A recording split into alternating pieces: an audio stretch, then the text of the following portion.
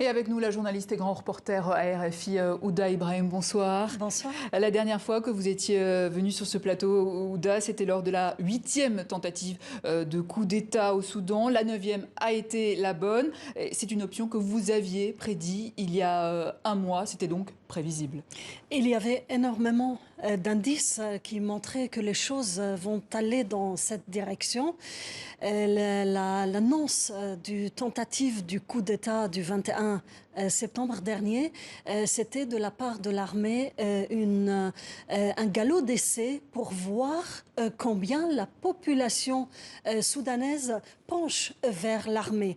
En fait, la population soudanaise est fatiguée des civils qui sont au pouvoir. Ça ne veut pas dire qu'ils aiment maintenant l'armée, au contraire, mais les civils au pouvoir sont accusés d'être divisés, ils le sont effectivement, de ne pas aller assez vite parce que le pays est dans un état économique très critique, politique aussi, et donc Hamdok, la dernière fois, il a demandé, le Premier ministre, aux Soudanais d'être patient parce que son plan, c'était surtout de diminuer les dettes du Soudan à l'étranger. L'héritage de El-Béchir est très lourd et les Soudanais étaient très fatigués d'attendre, ce qui a mené aujourd'hui à tout ce qu'on voit. Et d'ailleurs, les civils devaient reprendre le pouvoir en novembre. En novembre, et comme par hasard, ça arrive, ce coup d'État aujourd'hui.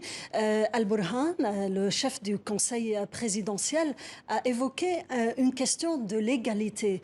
En fait, les militaires du pouvoir soudanais aujourd'hui espéraient attendaient cette occasion parce que les civils avaient perdu confiance à leurs représentants au Conseil souverain et au gouvernement à cause de cette situation très compliquée dans le pays.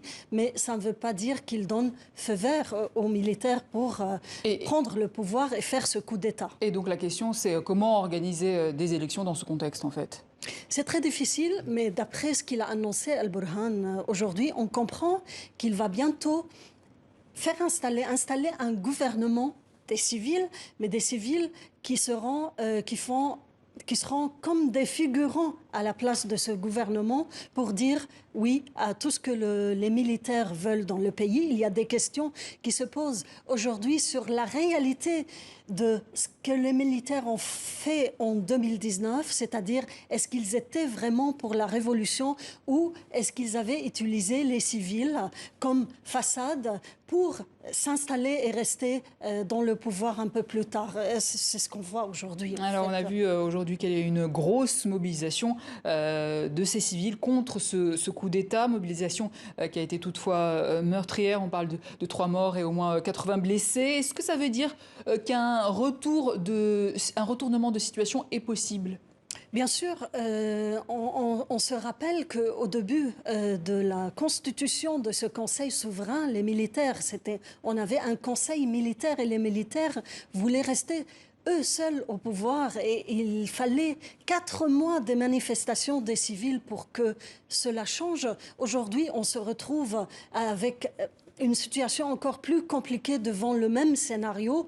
On a les civils qui vont continuer à manifester. On a les appels internationaux, les appels des partis politiques soudanaises pour un retour au dialogue. Toute la question, est-ce que les militaires sont capables et veulent écouter ces appels pour retourner à la situation précédente ou est-ce que les militaires ont un plan qu'ils sont en train d'appliquer et ils vont amener un gouvernement qui leur soit favorable. Donc un risque de conflit aussi à la clé avec les milices armées aussi qui ont pris part aux négociations? Aujourd'hui, ces milices armées, on parle des civils qui sont divisés, mais les forces sécuritaires et l'armée sont aussi divisées. Il y a des différences entre Al-Burhan qui dirige l'armée et son numéro 2, Hamiti, qui dirige les milices de forces de soutien rapide, ces milices qui sont accusées des pires exactions au Darfour, ces milices qui sont accusées du massacre de la place de l'armée le 3 septembre, le 3 juin en 2019. Donc, effectivement, il y a une crainte de la part de la population, de la part des partis politiques et de la part des civils au Soudan.